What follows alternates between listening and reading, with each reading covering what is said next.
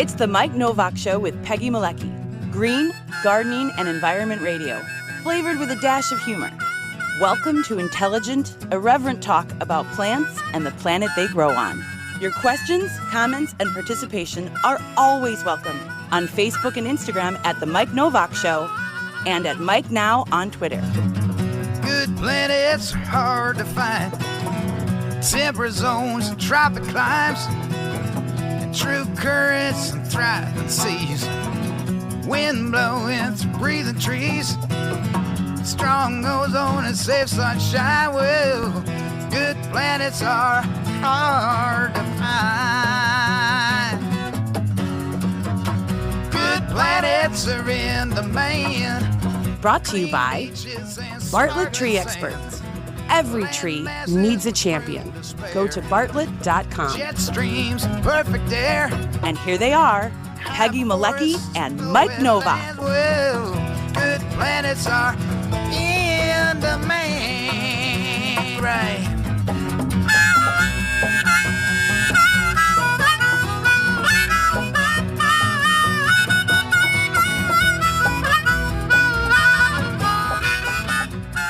And good morning, everyone, and welcome to the show. I need to tilt down. See, even I need to do that. All of a sudden I was like, what happened? The top of my head just came right off. But it does a lot. No, but I had the same thing. I had a... Well, it's the way this whole thing is set up, and when we go to the closer shots, and sometimes it zooms in for us, and that's what we have. But for you folks listening on the podcast, you don't care because you're just hearing the audio. If you want to duck out of the camera shot altogether, Peggy, you can go for it. I know you don't like it at all. She hates it when I bring up her. You know, I could do that just to mess with you. You know, okay. So if you do that, this is what we've got. Oh, now you can duck out of sight. I didn't even get my plant. I was going to get a plant as a prop in the background, and it didn't. You were going to bring your Aurelia in. I was gonna, yeah, and I did. did. Talking about Legata's litter box. And Whoa, I didn't want to do that. Now, see, that's what happens. Oh, that's because I've got that up. Let's take that off. There we go. Okay, welcome to the show, everybody. Yeah. Hey, Bruce. Hey, Dan. Hey, Diana. Hey, Skeet. Yay. I'm hoping everyone's checking in. I hope we have a few more people here today, too, because we have gotten a lot of response to the preview of this show and the notices we sent out on social media about what we're going to be talking about this morning. It's not us who struck a nerve. It's what's going on in Winnebago County and at Rockford. Actually, Chicago Rockford International Airport. And I call this in my blog post, "Can one bee rescue a valuable remnant prairie?" And I wrote that because not only is it a legitimate question, it had a really, really good SEO score. I just like, okay, there we go. It's as we know, it's all about the SEO. And I get lucky sometimes because I'll sit there writing headlines for hours trying to figure out a good one, and it gives me like a 42, and I'm like, oh, come on, you can do, how about a 51? This is like a 90. And I was like, so SEO would be search engine optimization. Yeah. Oh, that's right. And we were just talking about acronyms before the show, and a lot of people don't know it. Yeah, search engine optimization. You don't ever want to have to deal with that. That is the bane. Otherwise known as please the internet gods. Exactly. Yes. Which translates to please Google. Okay, really. Because they control everything. And don't get me started. You know, one day we're going to do a thing just on social media. No, we're not. Why? Because we can. I don't know. Anyway, so can one bee rescue a valuable remnant prairie? That's one thing. I was also thinking it could be called Revenge of the, and now, of course, it's going out of the, what's the name of the bee? And, of course, it goes right out of my head. The Rusty Patch Bumblebee. Boy, gosh, I'm old. I'm really old. And it could also be Revenge of the Rusty Patch Bumblebee. It could also be the little prairie that could. And it if it can, Little if it bee on the prairie. little bee on, I like. There we go. We got all of. Well, I'll tell you what. We should have our listeners and viewers give us their titles for this, but mainly I want them Yeah. to. Mainly, I I want was them. going to say good morning to Allison, and Zan is making pita bread, and Amos says go green. Wow. Or go home. Mainly, I want folks to pay attention and help out if they can. We have, and I'll say it right now, and we'll continue to say it during the show, a link to a petition to Governor Pritzker to save this prairie. And we're going Put to it talk. up for the first time right now. And we're going to talk about the reasons why on today's show. At 10 o'clock, we bring in our foodie, Bob Benenson, from Local Food Forum. Boy, I can't get anything right. I need to write all this down. I got to stop doing. Yeah, I know it's there, but I have so many screens up that. Okay, hey, look there's a rundown that Peggy did. Maybe I should do that. Look at that. Bob Benenson will be here. It's the end of the farmers market season. We're near it. You couldn't tell by the temperatures and the weather. It's nuts. And Bob says that's been reflected in the produce that is out and available at farmers market. He says all the seasons seem to be running together. And you're seeing corn with apples, with squash, with raspberries. There's been a second crop of raspberries for some people. So we'll talk to him and then slide into Rick DiMaio and say, what does that mean, Rick DiMaio, our meteorologist? Explain and he's been saying that for several years now, that the seasons are not the way we used to have them, certainly here in the Midwest, probably other places. And ask him when, I don't mind the warm weather. It makes me nervous when we don't have any rain. You and I got like a trace here. Other people got hit harder. I got 3/10 overnight. Oh, okay. I got a tenth. All Yeah. told. That's it. So really, pretty much nothing Yesterday here. afternoon, nothing. But So that's all on the show today. Very excited about all of it. So without further ado, we should go to our guests in the lower left corner of your screen. If you're watching in stereo, is Kerry Leigh, who is the executive director of the Natural Land Institute. The lower right screen is our buddy Robb Telfer, who likes to bill himself as a naturalist and a poet. And that's what we have there, but he's been known to work at organizations like the Morton Arboretum and the Field Museum. He's been involved in the Wild Things Conference. He's been on our show before and talks about all things in the natural world. So welcome to both of you. Thank you. Thanks for having us. Thank you. Thank you, Mike. Thank you, Peggy. So here we are. I didn't even... I'm gonna cop to it. I didn't even know about this story until a few days ago. It was not on my radar. I had an entirely different show planned. I'm sounding like Rachel Maddow now. It's like, oh yeah, I just had to throw out the show. I had to throw it out the window 10 minutes ago and then write a new one. Except that I don't have a staff that can do that for me. I have to do it myself. But this week, I found out about the little prairie that could. And that is a prairie called the Bell Bowl Prairie right next to Chicago Rockford International Airport.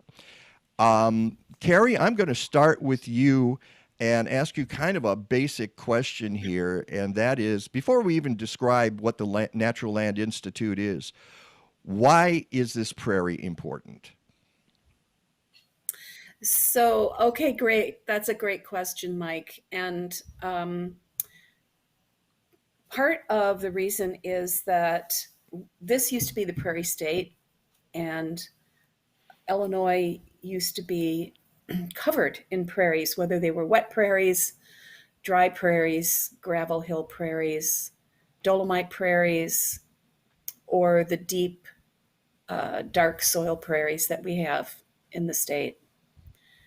Now we have only 2,300 acres left of what we call remnant prairies.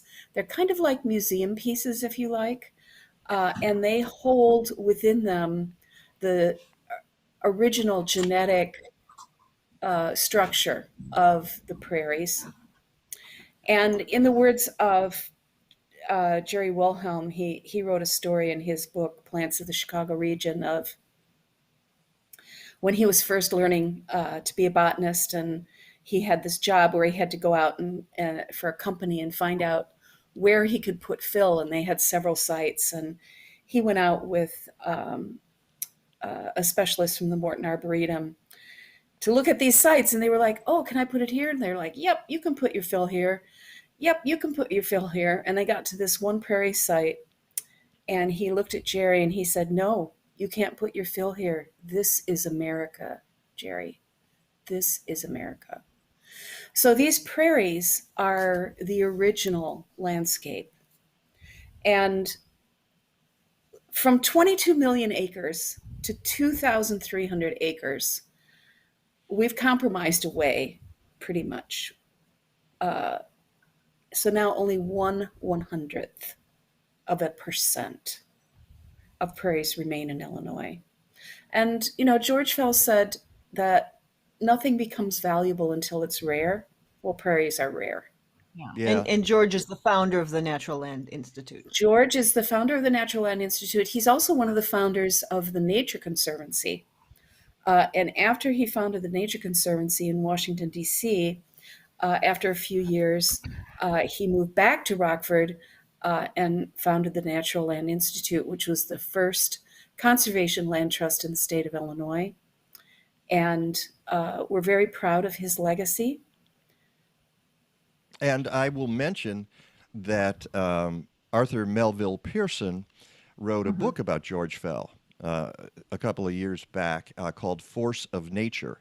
And we had Arthur's a friend of the show, and we had him on to talk about that. And now it's interesting how these names then come full circle, or they pop up again in the context of these issues.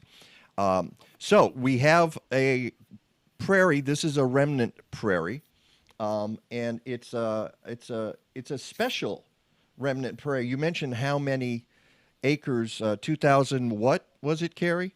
2,300 acres of prairie, remnant prairie, the original prairie, are left in the state of Illinois from 22 million. Yikes! And they're Pretty not all scary, together, right? Pardon? They're not all together. They're scattered. No, they're not all. across the They're state in scattered little kind of around. bigger chunks. They're scattered around. Oh yeah, it's just we'll save that, the couple of acres there. I mean, we're talking about 25 acres total next to the airport. Of that, 5 acres, not quite 5 acres, is high quality prairie. Right, Kerry? Yeah, and it's actually an Illinois Natural Areas Inventory site. It's called, the acronym for that is INAI. And the inventory was first conducted back in the late 70s. And it was really an effort across the state to try and say, hey, what's left? What's left of the real America here? What's left of our heritage? And where is it? Yeah. And where is it located? And what quality is it? Is it good? Is it bad? Is it degraded? So they did another update of that just a few years ago. And many of those Illinois Natural Area Inventory sites have disappeared through neglect or kind of willful damage. And others, for example, are still there, but most are not protected, these INAI sites. Are most of them on privately owned land or public land? I would say many of them are on private land. If they're on public land, for example, a forest preserve district or a conservation district, then they would be protected. But most of them are not protected because of landowner rights. And there's this, this is something that I wanted to talk about protection of these really special places, because there is no protection for the INAI sites, these high quality remnants. And there is an awesome program for landowners who have forests and woodlands in the state of Illinois. It's a forestry management plan. And if they put their forest and their woodland in this program, they can get a huge tax break on their property taxes. And they have to have a management plan written for this, so that they have to follow the management plan.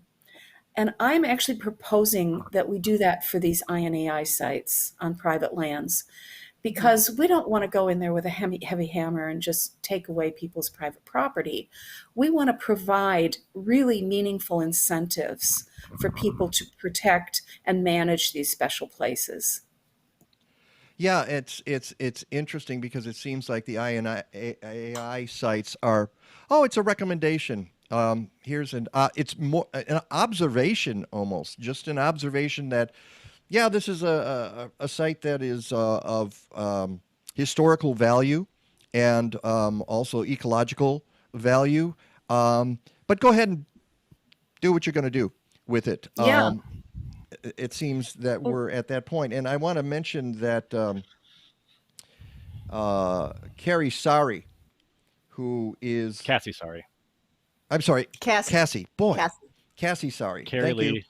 Cassie, Yeah, sorry. yeah, that's right. There's Kerry. There's Cassie. And Starts with a K, starts with a C. Yeah, okay. Cassie, sorry. Duh. Is a certified ecological restoration practitioner. She works for the Park District, Chicago Park District, and she has a wonderful blog post about the situation, which you can find at my website, mikenovak.net. Go to this week's blog, and she writes that gravel hill prairies, which is what we've got here, such as bumble, represent a tiny fraction of there are 148 acres in total across the entire state in various states of quality. She states unequivocally, losing 5 acres of high-quality gravel hill prairie is an unacceptable loss that cannot be mitigated with any effort known to science. Mike, that's so true. And I think it's all about people don't know. And Aldo Leopold said that we only grieve for what we know. And so the prairies continue to die through being paved over or developed or through neglect. So I really think that somehow we need, we need to get the word out. The airport has no idea what they have. I don't think so. And when we try to talk to them, they're shutting down. They don't want to hear it. So can we take they- a step back, Kerry? Can we Sure. kind of set the table here as far as, or set the stage for how the airport is involved, where the prairie is? how this came to be? Absolutely. Yeah, let's do that. And I also want to talk a little bit too at some point about the value of prairie and what are called ecosystem services. And although I don't necessarily like to just relegate something so special and spiritual to a number, I think it's also, this is the kind of language that some people only understand. And So I can give you a real succinct thing. Again, Cassie wrote this on her blog post. She says, Bellbow Prairie is slated for almost complete destruction as part of the expansion of the Chicago Rockford International Airport. It's located in the And city this of is for cargo. Well, This that's is what I'm for getting cargo. to. I'm getting to this. In the city of Rockford, Winnebago County, the airport's midfield air cargo development plan aims to increase capacity for shipping cargo from carriers such as Amazon, UPS, DB Schenker, and Senator International. So that is the plan there. And it's interesting, Kerry, that you say they almost, or you think it's possible they don't know what they have there. You and I talked the other day. You said there were some meetings about this. Who held these meetings? You mentioned that not a lot of people knew about them. Can you talk about that just a little bit? Sure. So before any development is done, a developer needs to go through consultation process with the Illinois Department of Natural Resources. Well, evidently the airport did do that a couple of years ago, but the actual process for notifying the public is now in the landscape that we live in now, the media landscape, woefully inadequate. I think they posted a couple of notices in a local newspaper hidden somewhere, and nobody knew about this consultation process. At the time that the consultation process happened with the Illinois Department of Natural Resources, they were a gutted organization. They had been gutted by the governor at that time. And that was Governor Rauner, right? Governor Rauner, and previous to that, over the years, it's been happening. Our current governor is really trying to build the DNR back up again.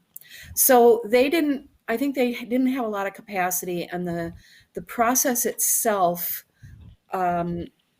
is inadequate, and also the way the process was carried out was not great.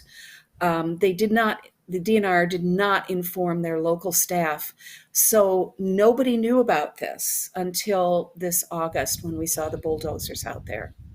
So we called a meeting, the DNR called a meeting and reopened the consultation process after the rusty patched bumblebee had been found by one of the heritage biologists up here in the northern region. And so that got a conversation going with the airport again. And I was fortunate to be included in that preliminary meeting with the airport engineers, IDOT, and the IDNR. And we had a conversation about the process, about what was going on. They shared a couple of documents, but not much. They really don't understand what they have. We're trying to have another meeting set up with the airport to go and take a look out at the prairie. The DNR is trying to set that up. Okay, I'm going to show some maps here. Yes, Peggy. One thing I had read, and maybe I'm jumping ahead, was that the airport was saying they had looked at some of the options, and this is, quote, the only place that this expansion can go is through the prairie. Yeah, so we're taking a look at their environmental assessment because they did have some alternatives, which they said were not feasible. So we're trying to take a look at why were they not feasible. So, for example, were they not feasible because they would cost more?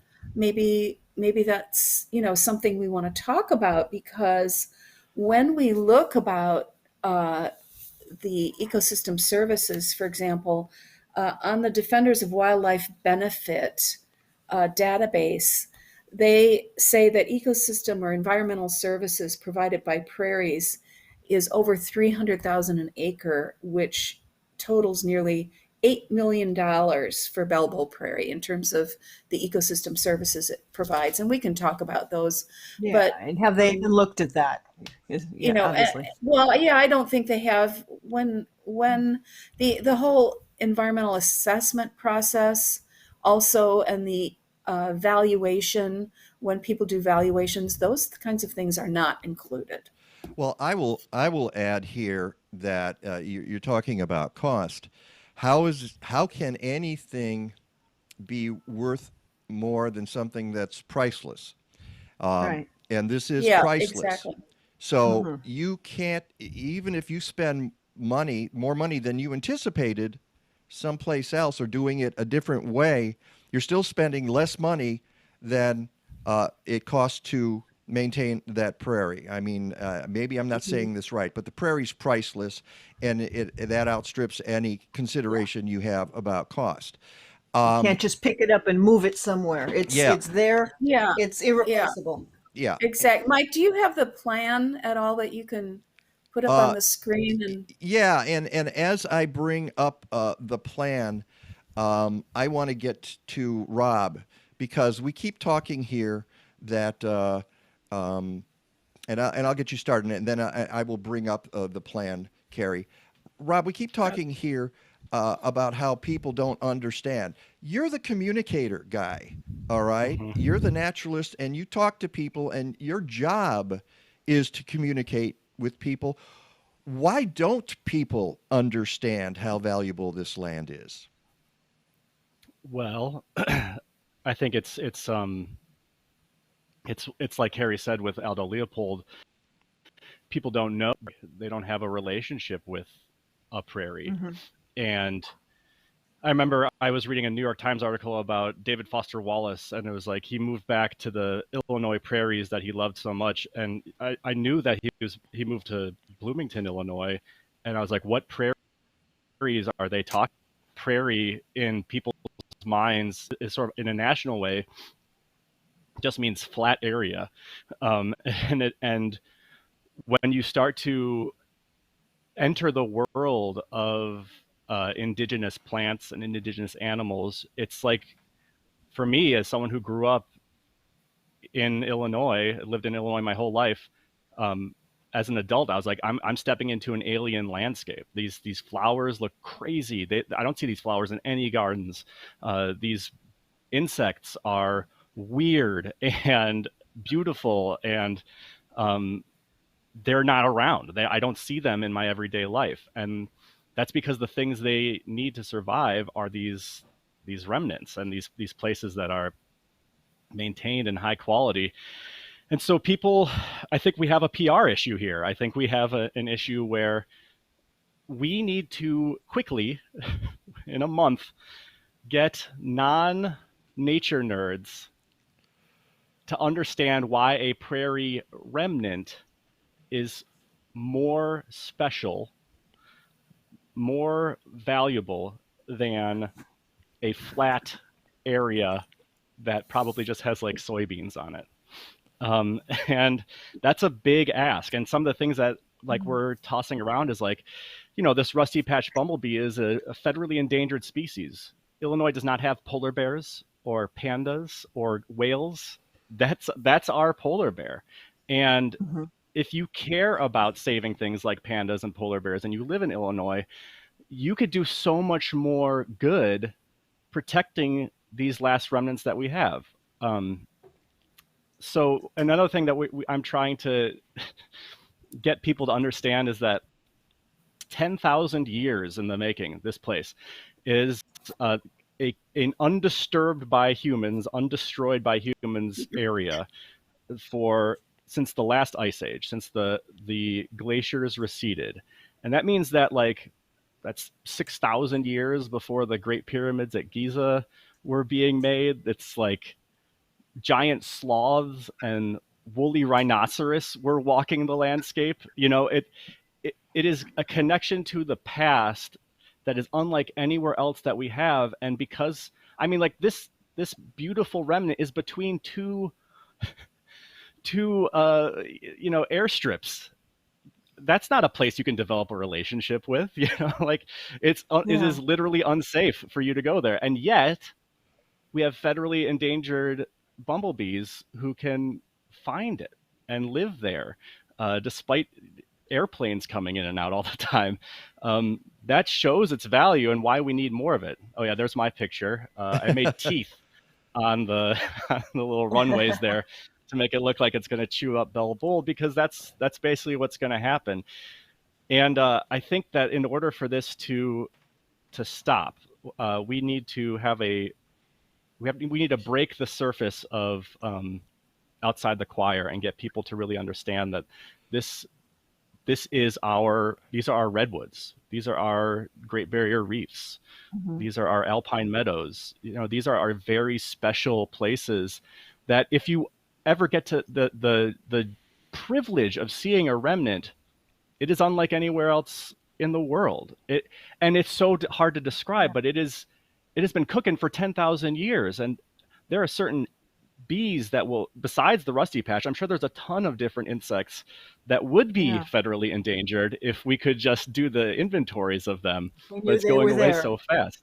Yeah, and so they won't make their nests anywhere else. They won't go into a prairie restoration and make their nests anywhere else. The remnants we have left, I feel, should be protected in perpetuity without any capability of anyone ever destroying it, and a plan to keep them in high quality and the invasive species away. That is a top priority. And some of these remnant patches are pioneer graveyards. Those are the ones that's where they didn't develop, is these places where they buried people, and that's where you can find some of these high quality remnants. And I don't know, it's just it's an uphill battle. Wait, we need to break here, Peggy. So we'll get back to this conversation, and I want to mention, and we'll get to the rusty patch bumblebee. There are other plants that are rare that have been found there, including the prairie dandelion, the large flowered penstemon, which our friend Jeff Scretany apparently located this year. Love that, I naturalist, So, all right, we're talking to Kerry Leigh from the Natural Land Institute, Robb Telfer, naturalist and poet. It's the Mike Nowak Show with Peggy Malecki. More about this when we return.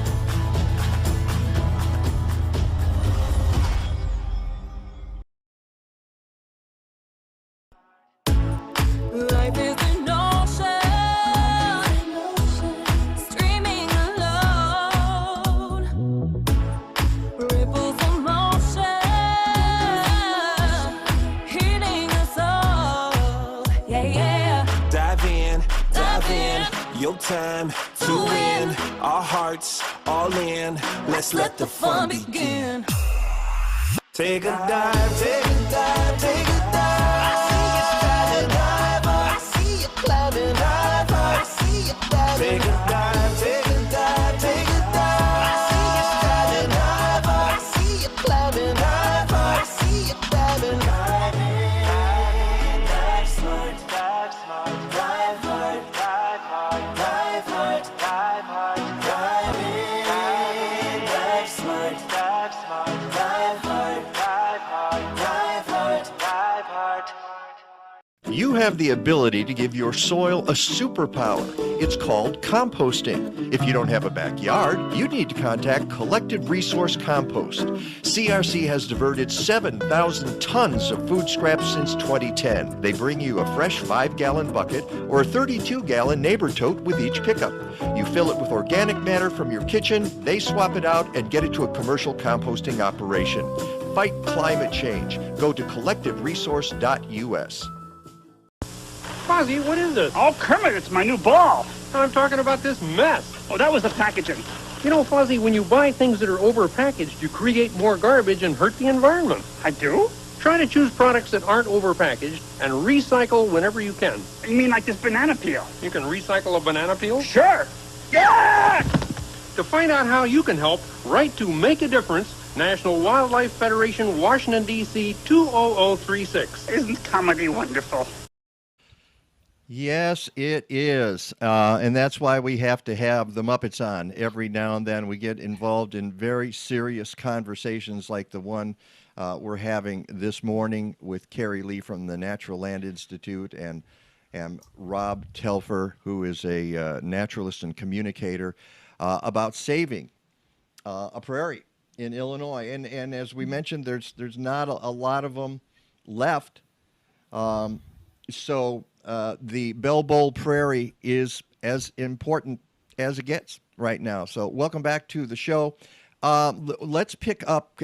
Peggy, do you remember the question you were going to ask? And then Well, it was actually not so much a question, just as comments to Rob. I think it was very well put of some of the things that you had said right before the break, that the prairies are our reefs. The prairies are our redwood forests. And the rusty patch bumblebee and the large penstemon, those are our polar bears. And those are our things that have become iconic Redwoods, in the yeah. conversation on conservation nationally. And I think it's the challenge of getting people to get their noses out of Facebook or whatever, and realize that, yeah, okay, it might not be the redwoods, it might not be the reefs, but this is just as important. And I think I hadn't heard it phrased that way, Rob, and I really like that You're welcome. whole Yeah. analogy.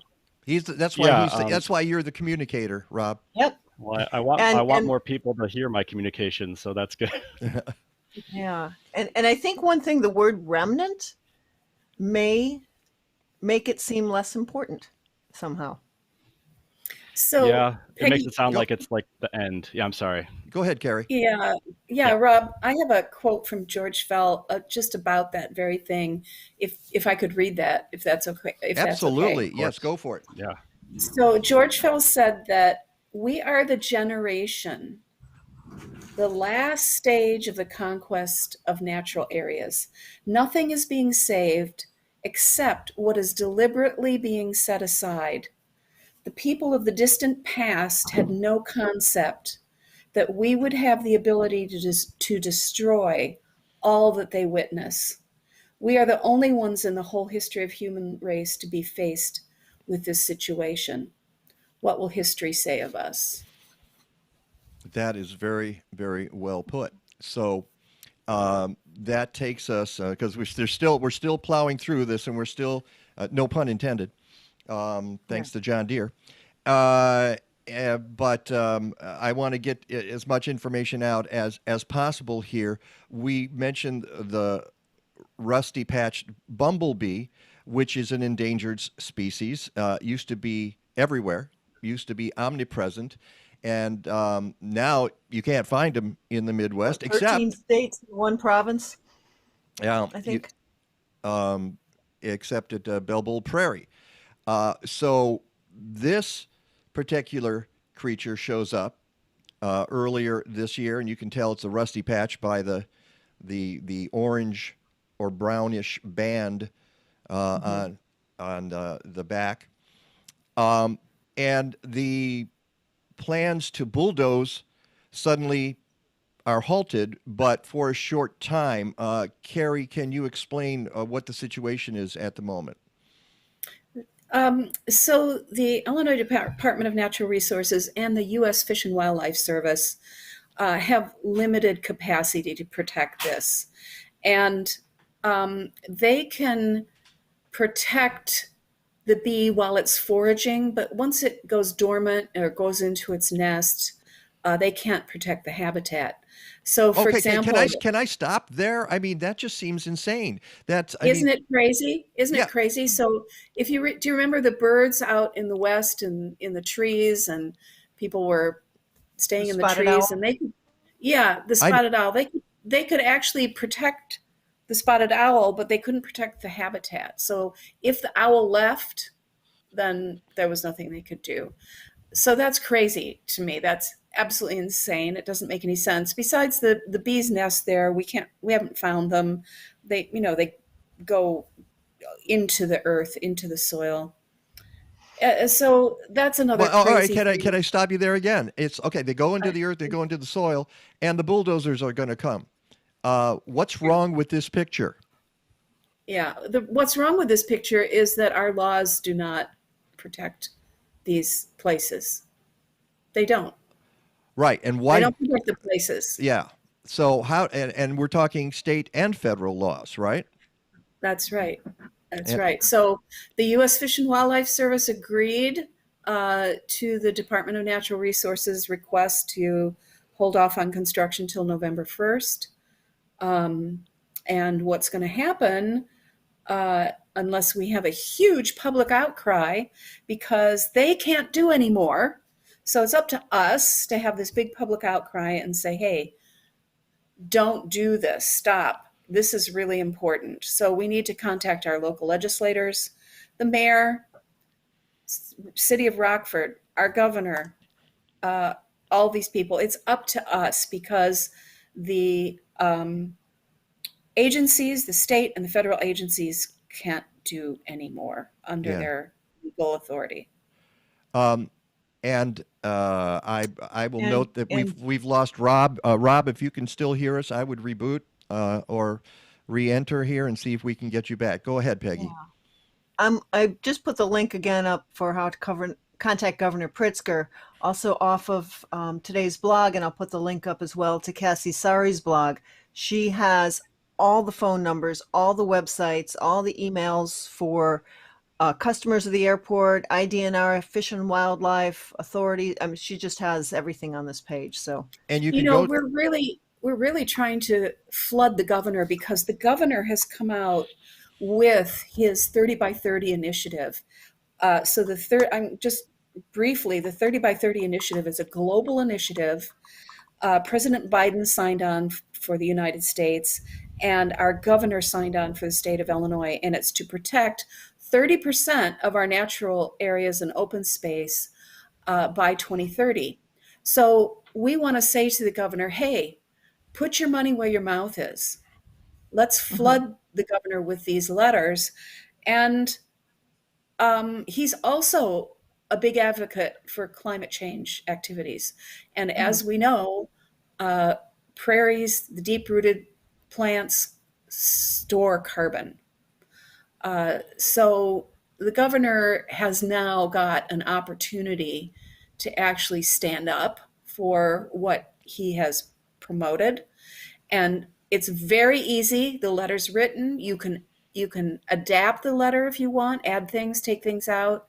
Just click on that, look at the letter, adapt it if you want to. You can actually copy and paste the letter into something else, but then you just click on it and it sends the letter to the governor. And I would. that's off the Illinois Environmental IEC website. The Yeah. Go ahead. Illinois Environmental Council, yeah. It's their letter, and they make it really easy for you, Peggy. If you could pop that on Facebook as well.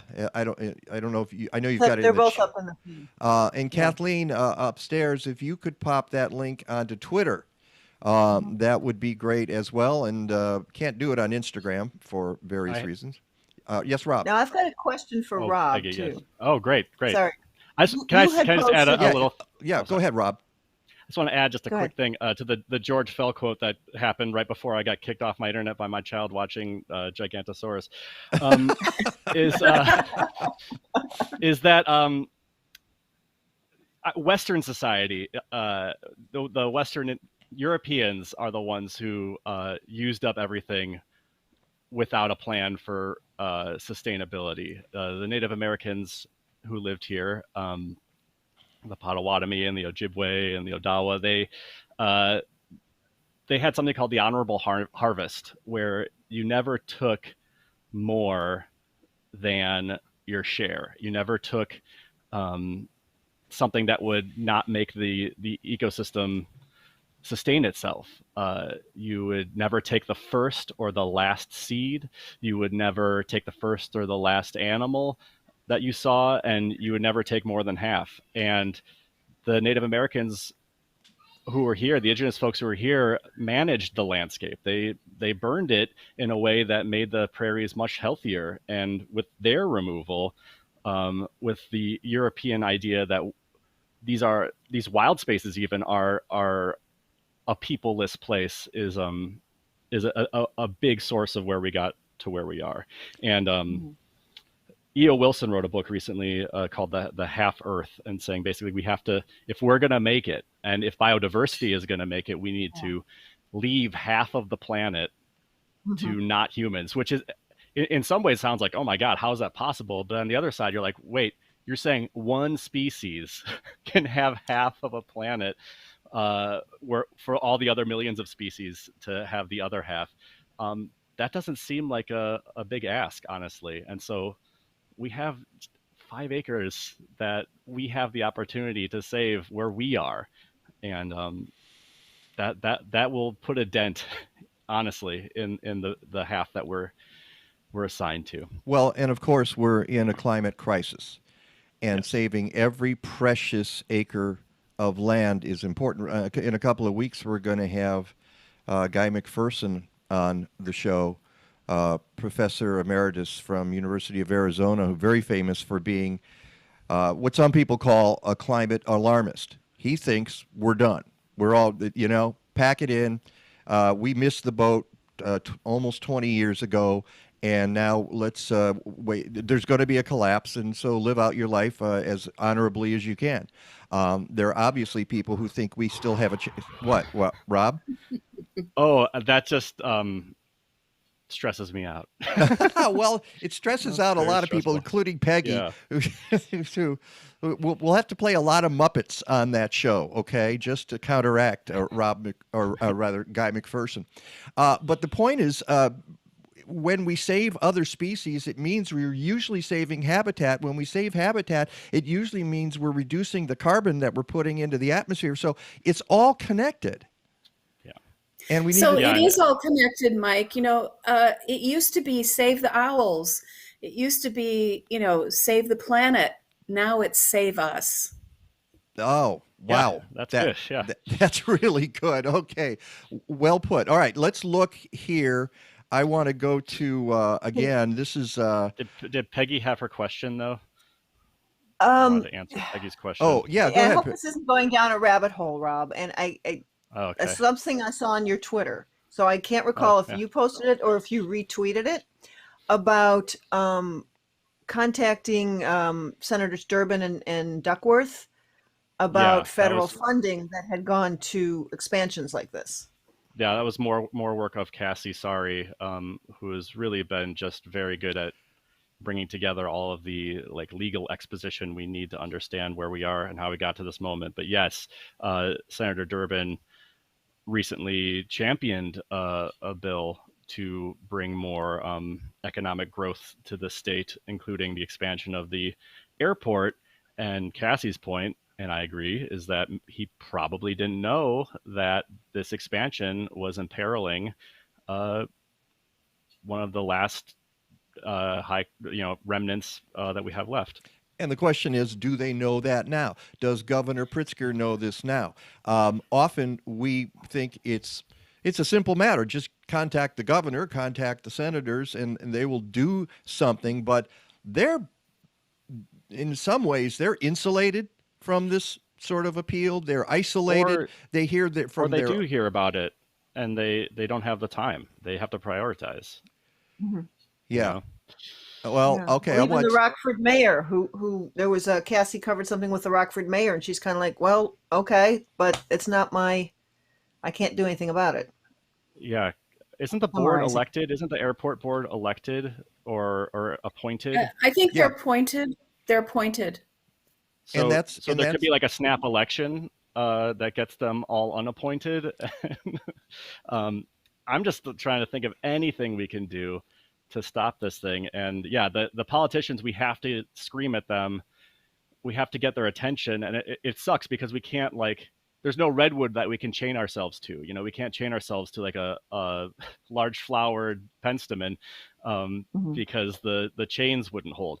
And so we don't have the sort of tools that maybe someone in the Pacific Northwest would have for fighting these kinds of destructions. I having had a home out in the Pacific Northwest for 17 years, I don't now, but I did. I know something about that issue too, and the leverage was not as great as you think. I mean, the loggers are a very strong lobby. out there, perhaps less so than in the 90s when they were, I would see driving on the roads out there, I would see spotted owls hung in effigy. This was the reaction to trying to protect the owl, and it meant certain areas could not be logged. And I have said this many, many times, if I become emperor, first thing that happens is old growth logging stops across the country. You never, ever cut down an old growth tree again. And if you do, you go to jail. And I know that's impossible, and it's crazy to some people, but that's the way. This is how dire it is. We have 2% of our old growth forests left, and that's a different ecosystem than the one we're talking about here. But it's comparable. It's all about remnants. It's all about the places that humans like. We have to work with what we've already done. Like we have to make do with the places we've already developed. It'd be one thing if the planet's natural resources were endless, and it'd be one thing if self-renewing. If we had 50% left to work with now with a sort of advanced idea of ecology. We don't. And so I agree.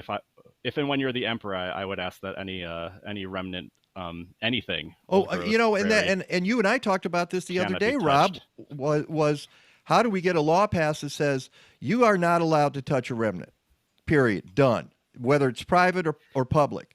That's impossible too, I'm pretty sure. But Kerry's point is true, where it's like, okay, you protect this thing, but who's going to take care of it? You can't just leave it alone. You need stewards. You need the landowner to be invested in it. You don't want them to have an adversarial relationship to this thing where they do hang owls in effigy. How do we convince them that what they have is worth way more than whatever they plan on doing with it? And I don't know. That's like convincing people to get vaccinated. Which is a conversation we had before the show. It's like, how do we express the importance of the prairie? Well, how do you express the importance of getting vaccinated and protecting the population? We can't seem to get that message across, so the prairie seems a lot harder. That seems like a much more difficult haul. We got just a few more minutes left. I want to pop this up here. This is, again, Cassie Sari. Thanks to her, she's just been doing yeoman's work on this issue. This is the red area you see outlined there is the area that they want to develop. The Belleville Prairie is in the dark black line, including the blue and the green. The green is the high quality area. Now, it's just amazing that it just, as you pointed out earlier, Rob, it's sandwiched between a couple of runways. It looks like its destruction here is inevitable. But you can see, and there are other maps here. Hold on, let me find. And while Mike's pulling that up, what's the difference between high quality and moderate quality? So that's a good question, Kerry. Something that has the highest quality is the INAI site, and it has very much less degradation. So, for example, a moderate quality area may have been disturbed in some way in the past, so that you don't have the numbers of native plant species there, for example. Mm-hmm. Okay. And maybe the soil was disturbed. And that's go ahead. The bell bowl is in that. The actual bowl is in that kind of blue area, and it has great historical significance as Camp Grant from World War I and World War II. And the bowl, I think, was excavated out, or it may have been a natural amphitheater, I'm not sure, where they had a lot of meetings. So that was disturbed in the past. There's been a lot of recovery, but it's not as high quality as the area in the green. All right, and here's an aerial view. And let me go back to, if you look at the snake-like area there, you can see it on this as well.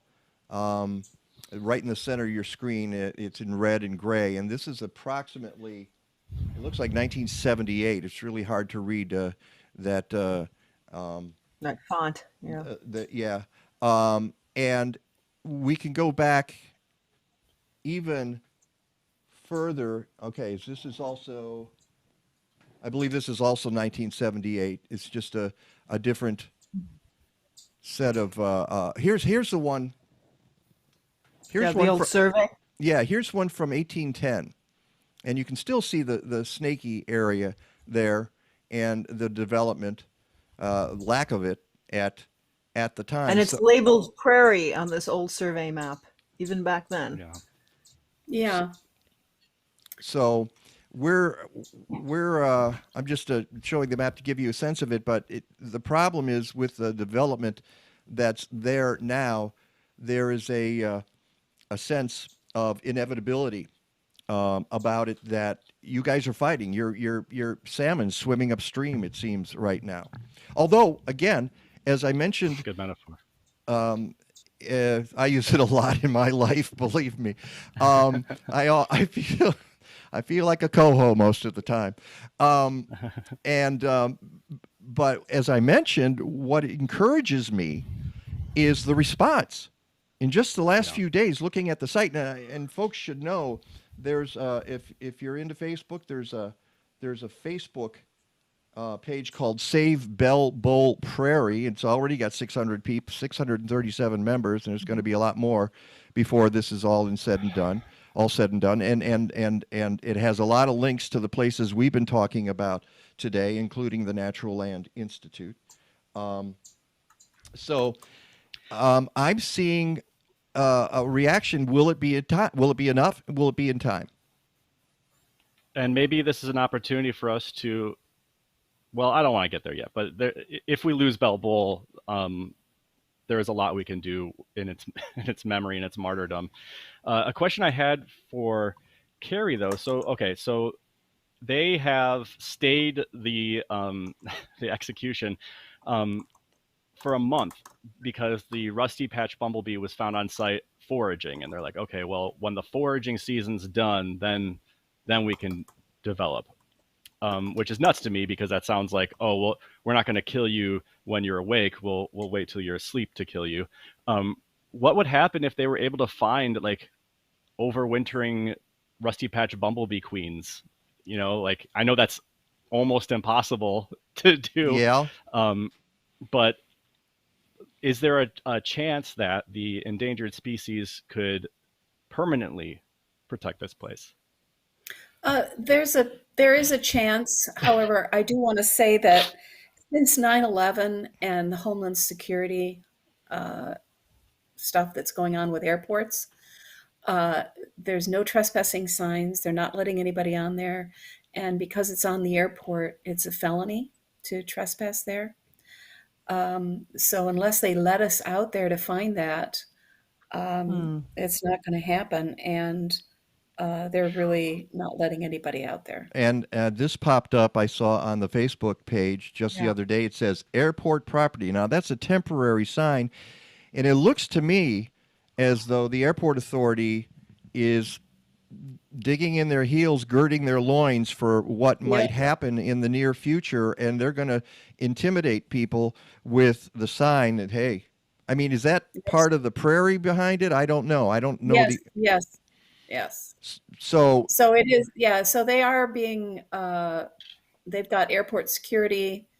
They're being very, and I wish that we didn't have, I wish that it could not be adversarial. I wish we could have like just a regular old conversation about it. And maybe it's that's still an opportunity, but I feel like the silence and the sort of response already is just very, it's not encouraging. It doesn't sound like they're good faith listeners. Well, we need to wrap this up. Before we go, I need to do some attribution. We had a photo here by Juan Pablo Ramirez Franco from the NPR station, Northern Illinois, and some other photographs, and I don't know whether they were taken by Joni Denker or Jack White, but I want to thank you, Kerry, for letting me use those.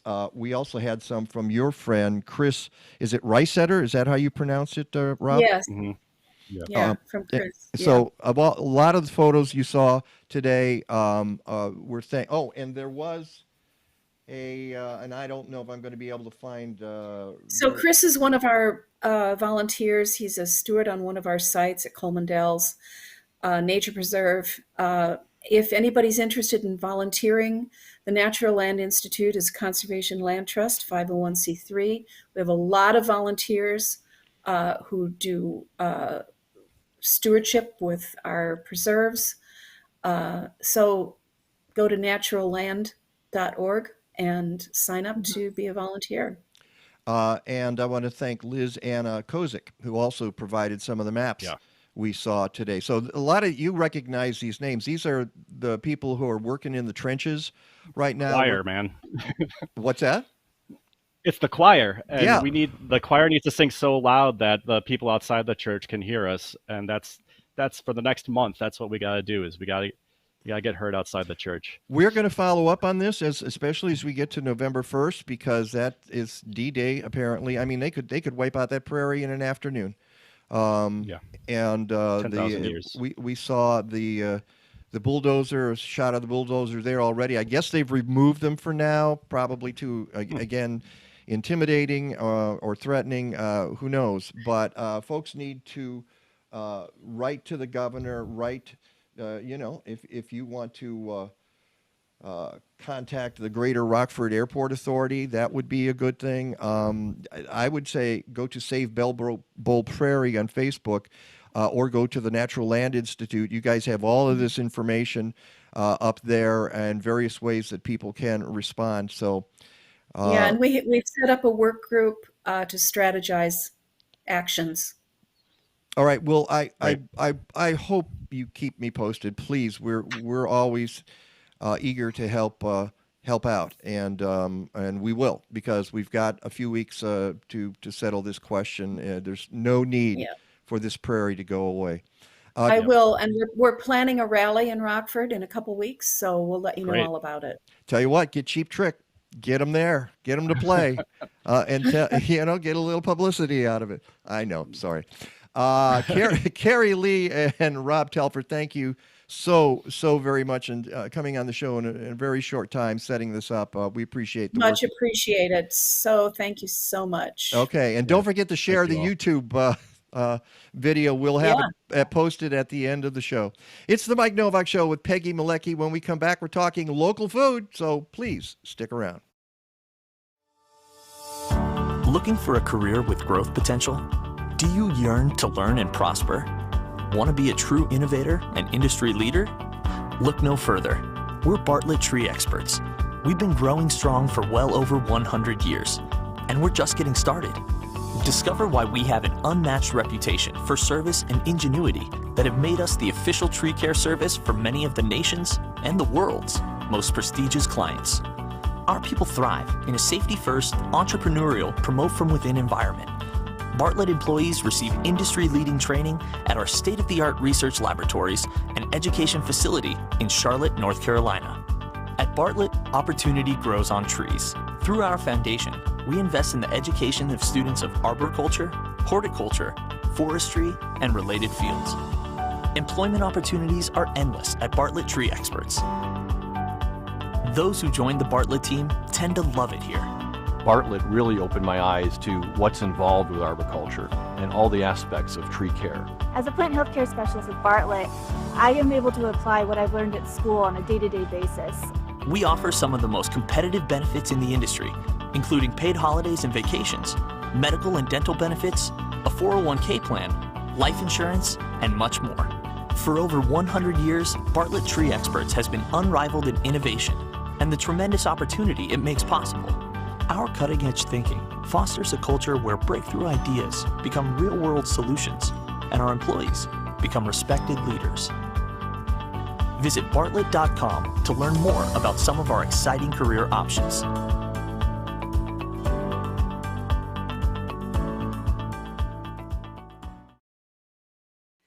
Welcome to the Mike Nowak Show with Peggy Malecki. Green, gardening, and environment radio with just a soupçon of humor. Or is that a dash? Brought to you by Bartlett Tree Experts. Every tree needs a champion. Go to bartlett.com. Here they are again, Peggy Malecki and Mike Nowak. All I need is good food to eat and make me healthy, wealthy, wide awake. Lettuce, tomatoes, root and bacon. What about those sweet potatoes? All I need is good food to eat.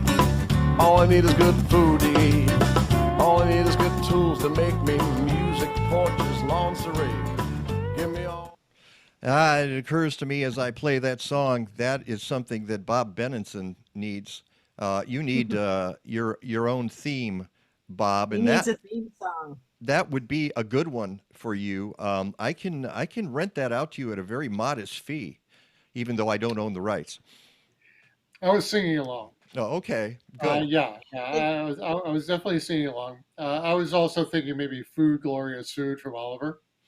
True. There we go. That's fried green tomatoes. Fried green tomatoes. That would be good. Yeah, but see, I like There's this one so many because songs. We should just do an entire show about food songs. Food I songs. wish There we go. I wish I could. I get away with this one. I'm really not sure why. Probably because nobody's heard it.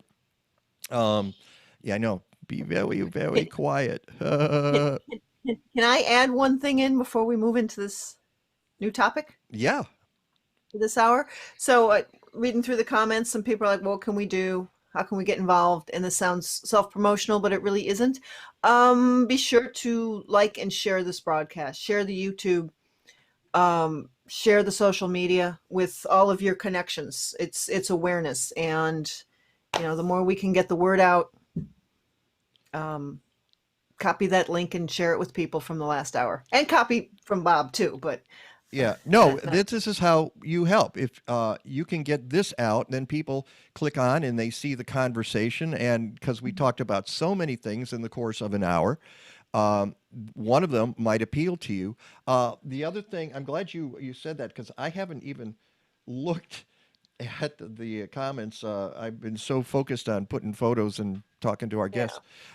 Susan Jensen writes, I saw the Green Living Expo commercial during your break and wanted to make sure folks know it has changed to being a fantastic virtual event that everyone should attend. You can go to mchenry.edu/Green Expo. It's November 6th, 10 a.m. to 5 p.m. It's online. And we actually do say that at the end of the commercial. The commercial they gave us was from several months ago. They put together. We agreed to run it. And then I modified it at the end so folks know it's a virtual event. And unfortunately, at the beginning of the video, it does indicate that things are going to be on location, but that has changed, and I think it's very smart of them. I really do.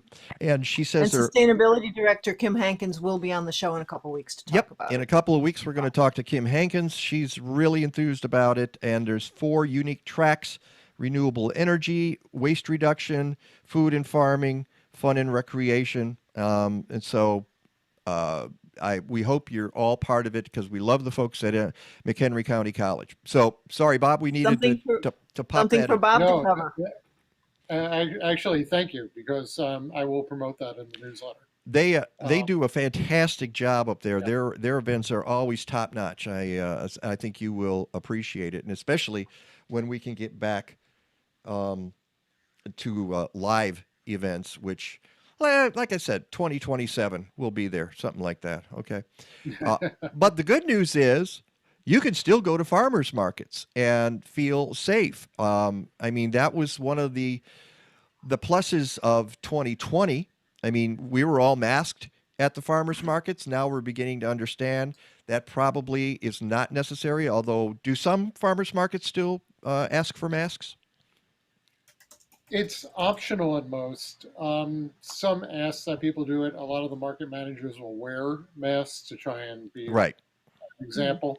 It is outdoors, and I mean, even during the first 3 waves of COVID, most of us realized that being outdoors and not in close, face-to-face contact with people was pretty safe. And almost everybody I know who goes to a farmer's market has been vaccinated.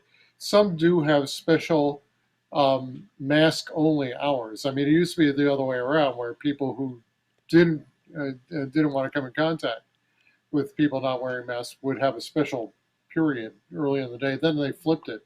So if you only want to wear a mask, you can show up then. And then if you don't mind mingling with people who aren't, that's the rest of the market day. So, we're still feeling our way through this craziness. But like you said, Mike, last year, for those of us who are really engaged in this, the fact that the farmers markets were able to reopen a little bit late, but they were open for most of the season, was our link to sanity. It really was. Yeah. It was our link to the old normal, where we got to do things that we'd love to do, and we got to see friends, and we got to see the farmers and people in the business that we know. So yeah, there's been a full season, and it's been great. And there's one full month left, and a few markets that are going to carry on into November, and then we'll talk about the uncertainties about the indoor market season. Right. A little bit more about the outdoor. You mentioned masks, but some of the rules changed about handling food, and some of those rules stayed in effect for 2021, didn't they? For the most part, no. Okay. I mean, in most farmers markets, everyone I've been to, you've been able to handle your own food, pick your own food. That was one that was really hard to understand. It was established. I mean, remember early in COVID, we were bringing our groceries home and wiping them down with, fantastic and stuff like that. Oh God. It was really bizarre. Yeah. But it became pretty well established that COVID virus doesn't have a very long lifespan outside the human body. And once the grocery stores reopened, you would go in there and you can handle all the produce you want. There was nobody watching you, telling you not to do that. Right. They weren't spraying it down afterwards. So why a separate rule for farmers markets? It's the same food. It carried on through all the 2020 season, but most of the markets lifted that this year, and that's good. I mean, for those of us who are really inveterate local food and farmers market shoppers, we want to pick our own stuff. I mean, that's one of the privileges to go into the. But we still have this these rules about hand washing and sanitizer, and sure. And some of it is kabuki health theater, because we know it's the aerosol that it spreads the disease, and we're still in that in between area where we're trying to figure out what makes sense and now what is overdone. Totally. I go to a lot of concerts. I love classical music particularly. And so I went to a lot of the Grand Park Music Festival concerts this year. And people wearing masks outdoors during the concerts were an exception to a rule. Indoors, the indoor season has started at places like Music of the Baroque and Chicago Symphony Orchestra and Lyric Opera.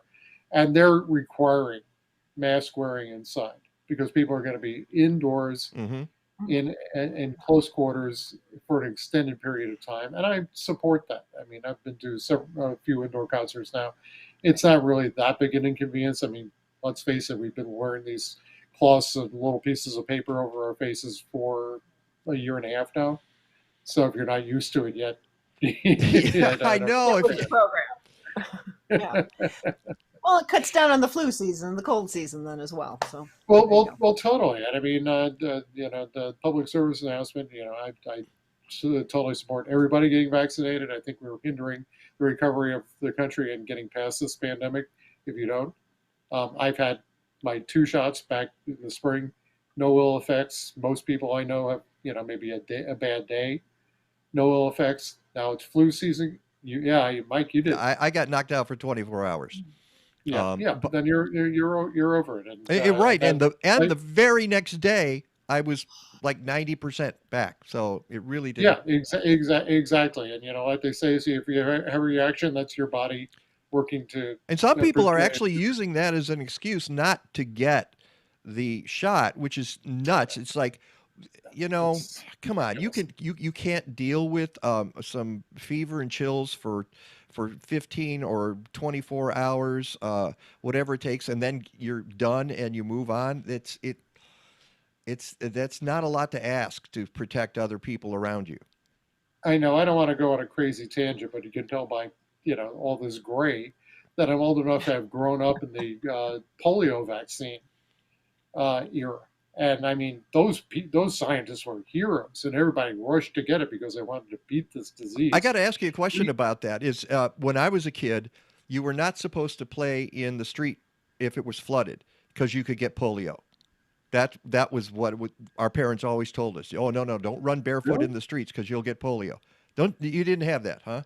No, we didn't have that. But anybody else watching right now?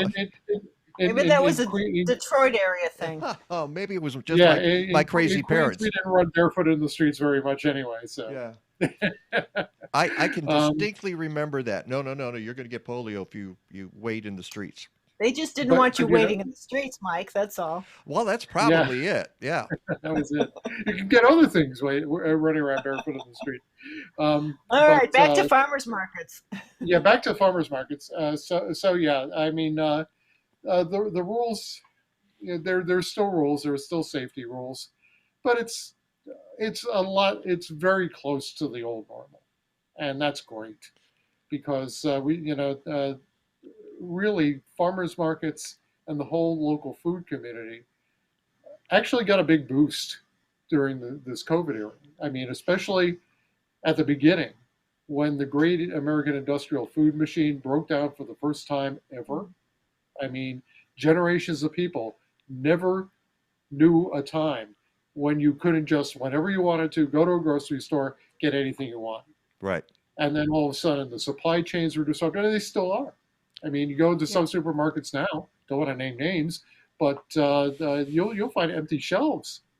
Well, I'm going to say, I've been reading in the last, and I saw on a story on the national news, everybody's worried about, not everybody, some people are worried about the supply chains as we get into the holidays, and they're expecting problems. There are ships that are stacked outside of Los Angeles, can't get in, trains, trucks, they can't find truckers to drive. I mean, this is a worldwide problem, but mainly in the United States. We're not equipped to handle this. Our infrastructure, there's that word, infrastructure, is not operating as well as it should. No, it totally is not. And I mean, that's going to affect prices. I mean, the economists are warning that the price of gifts is going to be like 20% higher this year. And even in the food area, I mean, turkey raisers were warning, get your orders in early. I just put a deposit down on October 2nd for my Thanksgiving turkey with Jake's Country Meats at Green City Market. Mm-hmm. And especially, they say, for smaller turkeys, because now people aren't having these big family meals the way they were because they're still being cautious about COVID. So we're 2 people and we're only feeding 2 people. We need a smaller turkey. And there are a lot of people who are just like that. So they're saying, get those orders in early if you want to make sure that you're able to get a Thanksgiving turkey, because otherwise they may sell out. There may be shortages. Yeah. Well, one of the things that has changed that you noticed this year, in addition to the supply chain, is the weather and what that's producing in terms. You're rolling your eyes. That's funny. It is the crazy. Mike is the craziest thing I've ever seen. And I think everybody who's in this agricultural farmers market community will say the same thing. I mean, yesterday I went to Green City and I went to several markets during the week. I captured a photo that has sweet corn sitting next to winter squash, sitting next to pumpkins with, bins of apples in the background. So you talk about a Venn diagram of the growing seasons. They're totally overlapped now. We saw that early in the season too, because we had a cooler spring. Oh, thank you, Mike. I mean, is that a crazy sight? Who's ever seen that before? I mean, it's not just like. And you're missing the raspberries in the photo, Bob. Oh, well, there's raspberries in another photo. Well, I'll find that one too. I've got that here. Find that one too, yeah. Tomatoes are in tremendous abundance in early Mm-hmm. October. There's the raspberries and the blueberries and with the grapes and the apples and more typical fall fruits The at plums and Mick Kluge's stand at Green City Market. It's unprecedented. And so we're still trying to grasp what the ultimate impacts of global climate change are on our agricultural region. And it may take a permanent hold. I mean, people, agronomists and climatologists have been warning for years that the southern growing region is rising north, and that the Chicago growing region already is much more like St. Louis, which is about 300 miles south, and that's going to keep encroaching unless we get global climate change under control. I have to tell you, I'll interrupt just for a second. I've got tomatoes setting fruit in the 1st of October. Totally. Yeah. In my backyard. Because I mean, you'll talk to Rick DiMaio a little in a little bit, but right now there's no signs of sweater weather. I mean, today may be the lowest temperature in the next week or so, and it's still near 70. So I mean, you're having and the high humidity with it, with high humidity, yeah. So I mean, it's really hard to say what the ultimate impact of this is. I mean, in terms of severe weather, there were some terrible situations this year. I mean, back in June, there were flooding rains in the southern part of our region, central Illinois. And there was one farm, the Cook Farm, which I know that you talked about on your show, and they were completely flooded out. They lost their crop for the year. Right. They just threw until other farmers had losses. Well, they're near Bloomington, and they're right off I-39. You drive 2 hours north on I-39 into northern Illinois or southern Wisconsin, and they're in a severe drought. Right. And they were in drought most of the season. So in terms of those kind of old predictabilities, that there was a defined winter, spring, summer, and fall that farmers could depend upon, that's gone. I mean, it's disappeared.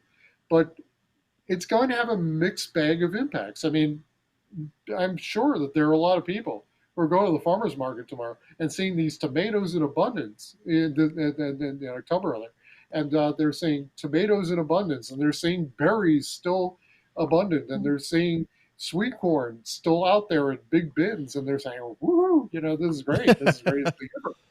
But it's also weird. It's strange, and it's a little bit scary because we just don't really know what the long-term implications is. Is it a fluke? I mean, that's the difference between weather and climate. Yeah, I mean, and the climate variability. Right. This is the result of weather. It only becomes climate if it becomes a long-term change. So we have no idea where we're going with this and what it means for and how do farmers, how do you plan for next year? Will the same thing happen? That's the big question. I mean, do you stop growing some of the cooler weather crops and invest in tomatoes? And then what happens next year? All of a sudden it's snowing in September or something like that. I think you kind of stay the course and just see how this is going to play out for right now. We actually question. Yeah, I was going to ask that too. Go ahead, Peggy. From Jeannie Davis, who writes in, "Our farmers market's going to continue later if the weather stays like this, or are they committed to a date of closure?" Kind of in general, because each one obviously is different. Yeah, that's a great question. And there are several markets, a handful, that have already announced an extension through just before Thanksgiving. Green City Market in Lincoln Park is going to run until November 20th. Lincoln Park Lincoln Square Farmers Market is extending into November. I'm not sure about Evanston yet. Logan Square is supposed to close at the end of October, but if they can't find a suitable indoor location for the off season, by the end of October, they're going to extend their outdoor season to November 21st. So, there may be more announcements. Who knows? I mean, this is all about, if the farmers are growing excess summer crops or even fall crops, or in abundance, there's money to be made there. They got to do something with their product. So there might be that, or the individual farmers might do drops in strategic locations around the city, which is more typically done in the winter season. So the answer is there will be a few. We will be reporting them on local food forums, so make sure to get it. That's so one of our big features is a weekly schedule. Give Bob the ding. Yeah, I'll give him a ding and let folks know that that's where they go, localfoodforum.substack.com. And I don't want to put you on the spot here, but do you have any more information about which markets are most of them going to the end of the month? Because sometimes in the past, it seems to me they've closed in mid-October.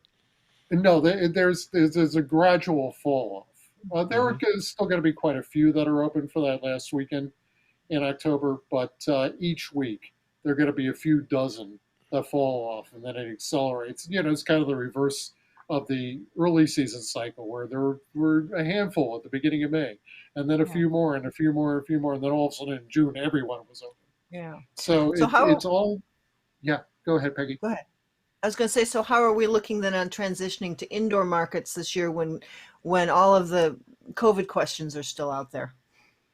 There's a lot still up in the air, and yeah, just to be clear, there are very few winter markets even under the old normal. Mostly, the growing season has typically been May to October. So again, here's an implication of climate change. Will that change? Another factor is that a lot of farmers, the hoop house technology, indoor growing, it's become so much more sophisticated. Yeah. And the storage grants. Yeah. Right. And more farmers are capable of this. And with the rise of e-commerce that was accelerated by COVID, because, remember at the beginning of the last growing season, the farmers markets weren't open yet and nobody knew if they would be. So a lot of farmers, transitioned very quickly to selling online, doing home delivery or drops. Some of the farmers markets participated in that too. For instance, Green City works with this What's Good site, and they do that year round. And so the market aggregates products from individual producers, and they're delivered or picked up. Green City, for many years, had a winter farmers market in the Peggy Notabart Nature Museum. Yeah. They still don't know with certainty what they're going to do this year. They do know that the Peggy Notabart Center is not going to be suitable because the passageways are too small. There's no way of social distancing.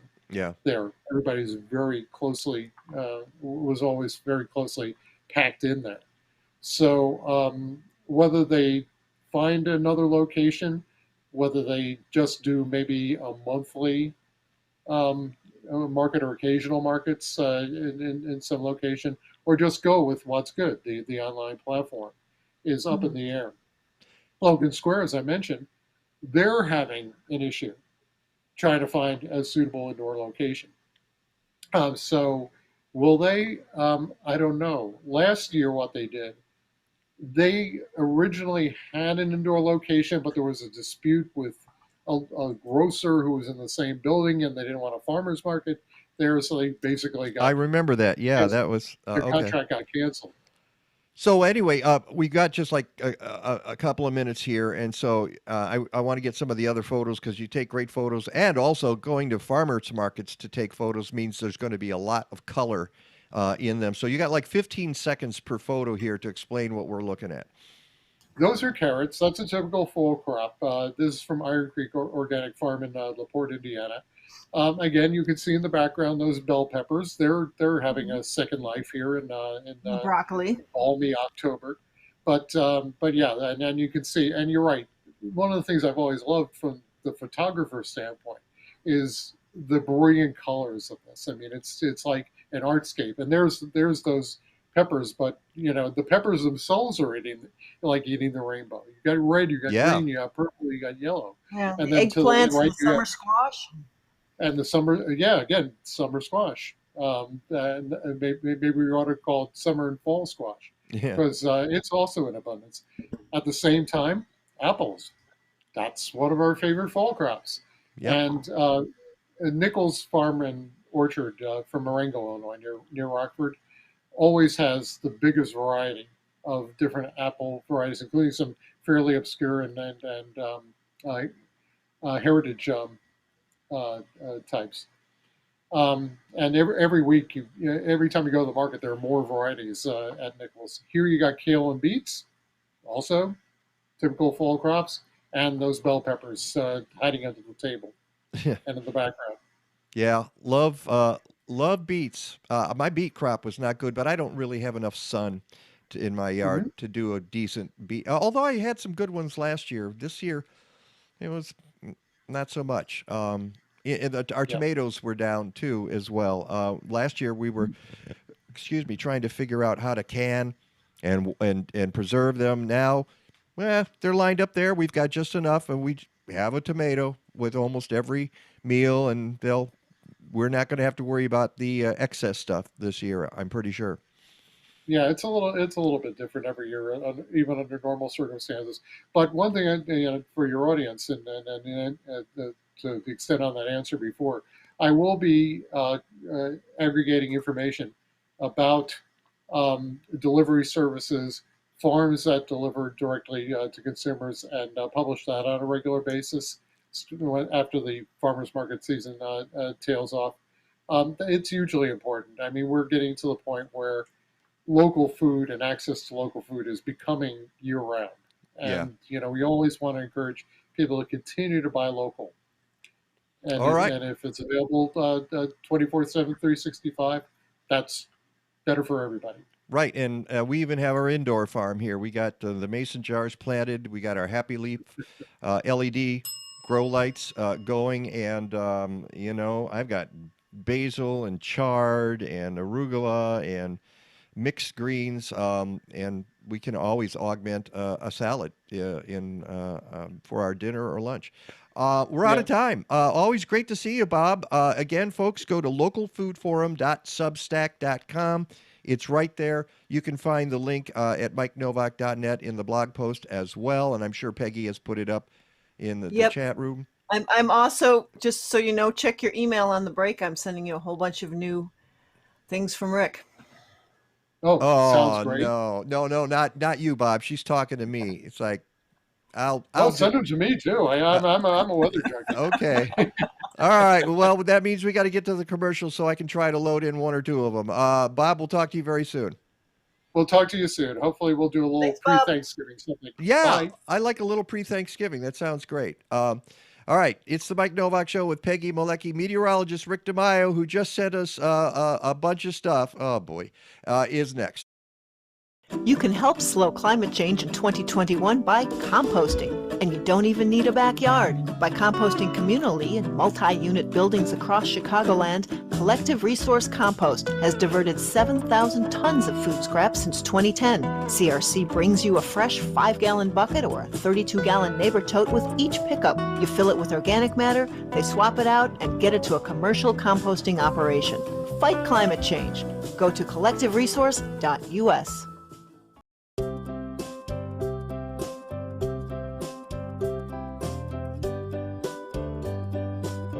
This guy's a real jerk. He always acts like he's the only one in the preserves. This jerk is a trail hog, whether he's on bike or on foot. Not only does this jerk walk down the middle of the trail, but his music is so loud he's oblivious to others. On your right, jerk! Sometimes there's an entire family of jerks 4 wide on the trail. Hey jerk, pay attention to your kids. That's not what we meant. People should travel on the right and let others pass on the left. But that's not how this family of jerks rolls. Hey jerk, this is a terrible place to take a photo. Acting like you own the trail is rude and could have disastrous consequences. Zigzagging on a trail? Yeah, that's a jerk move. It's important for adults to teach kids proper trail etiquette, which is the exact opposite of what you're doing, jerk. We encourage people to slow down and check out wildlife, but this is one heck of a jerk move. It's fantastic that so many people use the district's trail systems, but it's important to follow basic trail rules. Failure to do so can not only ruin the experience for everyone else, but also can be dangerous. So, don't be a jerk.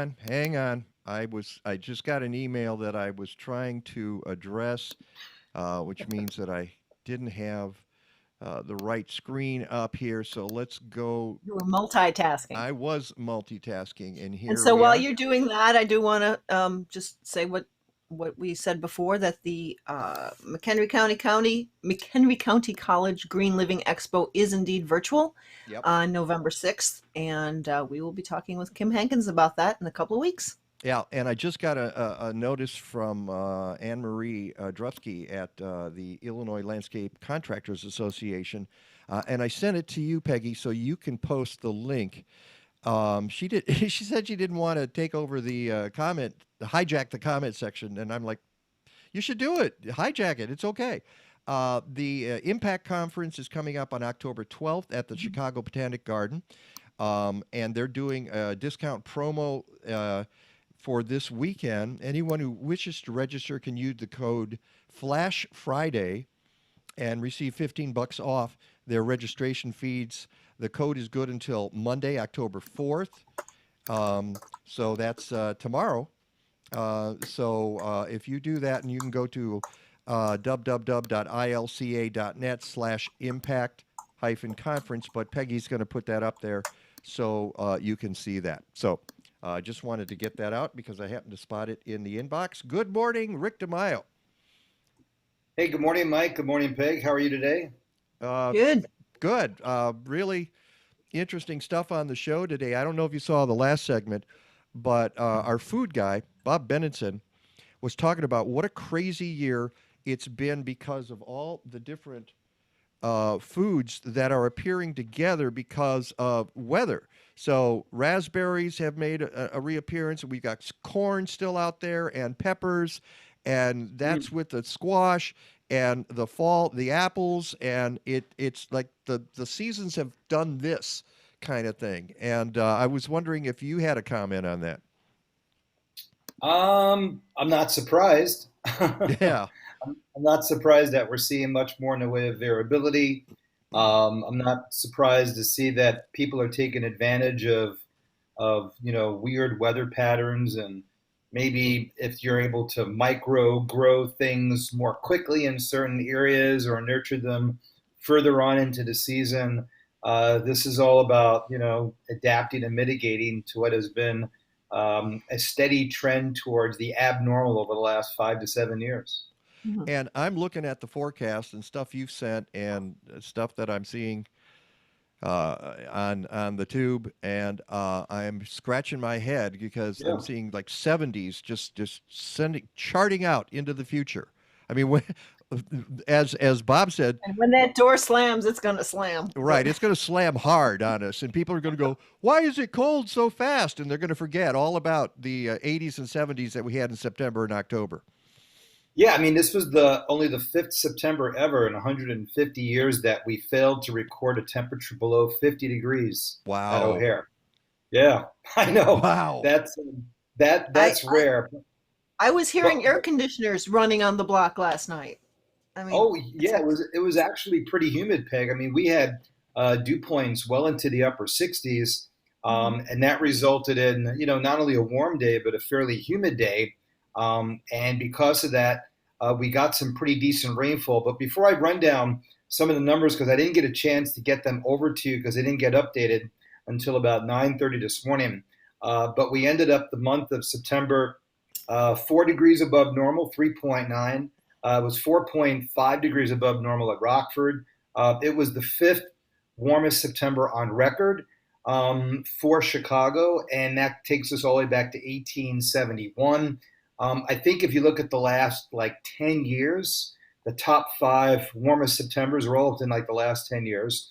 And this has been a trend where it seems to be our summers are becoming more and more extended into the month of September whenever we get active weather in the tropics. We're up to storm number 20 with Tropical Storm Victor that has formed in the southern Atlantic. We also had Hurricane Sam, one of the longest running Cat 4 hurricanes ever.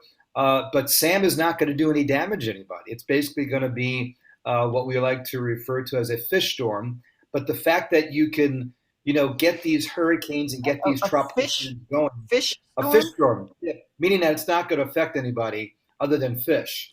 But I will say, though. But it's remarkable. I mean, you look at that hurricane, it feels like it's been around for 3 months, okay? Just spinning and spinning there. And as you can see, it's a very powerful storm. Yeah.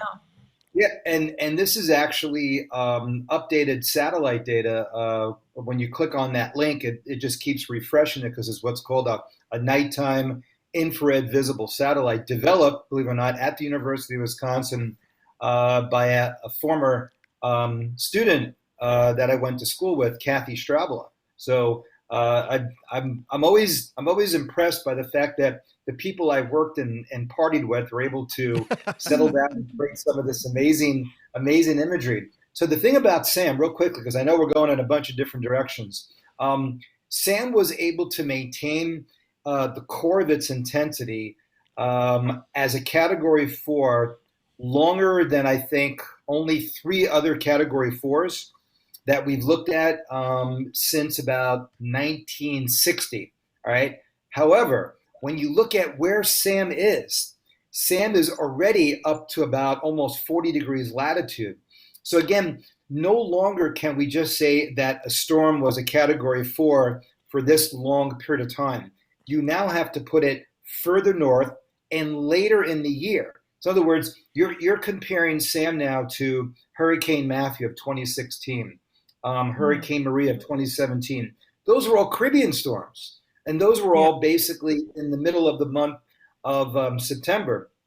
Sam is beginning to show us that these storms are doing different things further north, further into the season, which again is one of the things that I like to talk about. It's not so much the change, but it's a highly variable weather that we're seeing. So just to put this into perspective, Hurricane Larry also moved across almost that same area of the central part of the Atlantic where you had basically no upper level winds to shear it apart.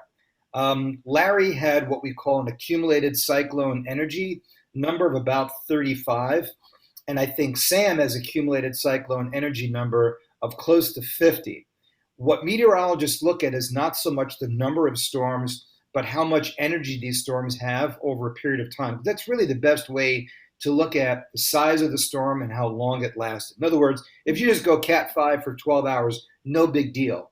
But if you're Cat 4, which is what Sam has been for 4 days, that shows you that the atmosphere is not only doing its thing, but it's doing its thing over a long period of time, over a large area. That's a better way of really kind of understanding the ability of what Mother Nature can do from a standpoint of the latent heat release off the ocean into the atmosphere. So our accumulated cyclone energy, we call that ACE, AC, and I sent that to you on this morning's second round of graphics, is now up to 133 for the season. The normal, or I should say climatological for this time of the year, is about 85. Now, Two of those storms, Larry and Sam, have been well off to the east of the Atlantic, so they really haven't impacted the United States. That's good. We don't want them. We're not cheerleading this stuff. But it just shows you that you still can't look at just numbers. You have to look at what's inside the numbers. So it's kind of like you have a bag of potato chips that takes up 2 feet wide and 3 feet high, and it only weighs maybe 2 pounds. And then you have a bag of stuffed of frozen turkeys, same height, but it weighs like 50 pounds. So it's still a bag, but one has a lot more in it than the other one does. The bigger one, obviously, is what we're referring to with Sam and Larry. So just to go back to what we were talking about earlier, all of the different things that we're seeing, even here in Chicago, when Peg mentioned, the air conditioners running, is a result of the fact that the oceans are warmer. And when you get more active from a standpoint of hurricanes or tropical storms, September now acts a little bit like August, doesn't it? Yeah, absolutely. In fact, let's pop this up for our September review. As you mentioned before, the top 10 warmest for both Chicago and Rockford. I don't know if you caught the beginning of the show. We were talking about Rockford and how they're trying to save a prairie that's right next to Rockford Airport. I saw some of that posted. Yeah, it's so dry, Mike. They're like 15 inches below normal rainfall. It's incredible. Oh, yeah. Yeah, that hasn't changed really. We had some weather go through, and Peggy and I were talking earlier.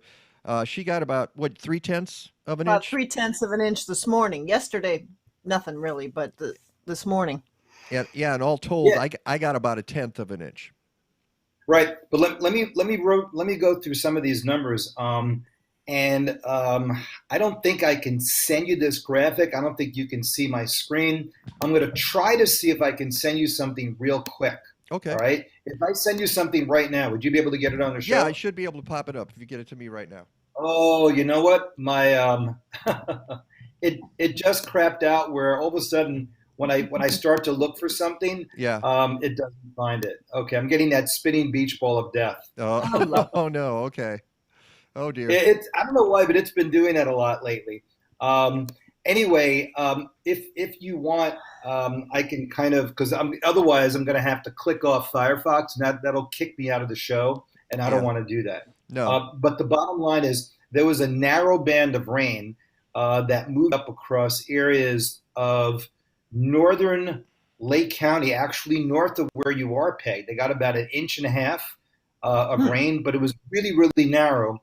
And then there was another band of rain that moved across the far southern suburbs, generally southern Cook County into southern Will. It was about 1.5 inches of rain. But again, these were two narrow bands of rain that moved through. They weren't widespread. They weren't long lasting. And because of that, there's not going to have much impact on the drought across the area, which is now reaching, as you saw the graphics that I sent you guys, it's now reaching areas where literally we're almost at severe levels, again, in parts of northern sections of Illinois, and extreme levels across areas of Lake and McHenry County again. Yeah, you can see it right in this map, and it seems like that area, that line that extends from Iowa through northern Illinois and southern Wisconsin just seems to be expanding each week. I know it's going away, but you know what? Typically, this is the time of year when you get into that in between summer and autumn, is when you start to get into those periods where you're not getting big thunderstorms, you're not getting big rounds of widespread rain, and you can get into these dry times. So this is one of the things where you start to see your normal climatic regimes begin to kind of dry out. Okay. We just lost you. Yeah, I know. Let's see if he's even. I think he's probably, if I look, he's probably frozen. Drought. Oh, he's there. Okay. We're losing you, Rick. Firefox kicked him off anyway. Uh-oh. Turn off everything else but that. Yeah, I'm gonna click back and click. Okay. Okay. Let's see what he does here. Let's until we see him So I'm again. just reading through the comments. Marta Keene said, trend to the abnormal was a great summary comment. That now we're trending to the abnormal. I like that, trending to the abnormal. Yeah. And then, of course, Ron Cowgill says Rick needs to update his recessed light bulbs from CFLs to LEDs. That's fun. Thank you, Ron. I can't believe you actually noticed that, Ron. Right, exactly. Do do do do do do do. This Deb suggested I do the Jeopardy thing, but Jeopardy is in such trouble right now. Let's throw up the national drought map, the U.S. drought monitor from September 28th, as you can see. Yeah. Still I wish nasty. there were like progressive maps to show just how it went across the season. I'm sure they do. There's got to I'm be. back. Oh, yay! Okay, Hey. let's go get. I'm back. I'm back, just like the drought's back. And we popped up. We popped up the U.S. drought map to get a sense of what's going on in the country as well.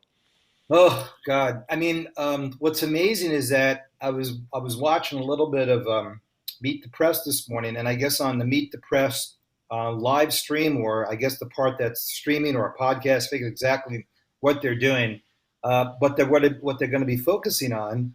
One of the issues, believe it or not, is climate change, and immediately they have someone who's going to be outside at around the Lake Mead area. Looking at how that lake has dropped almost 120 feet, I guess in the last 20 years or 50 years, I forget exactly what. But again, it's not so much that Lake Mead is dropping because of climate change. It's dropping because of this enormous demand on water in that area from increasing population.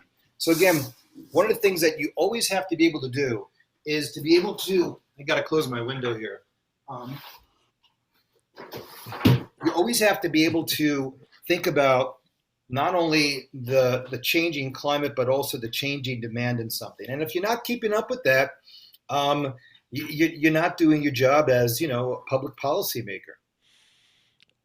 And let us go to a couple of the other maps that you sent. You just sent these this morning.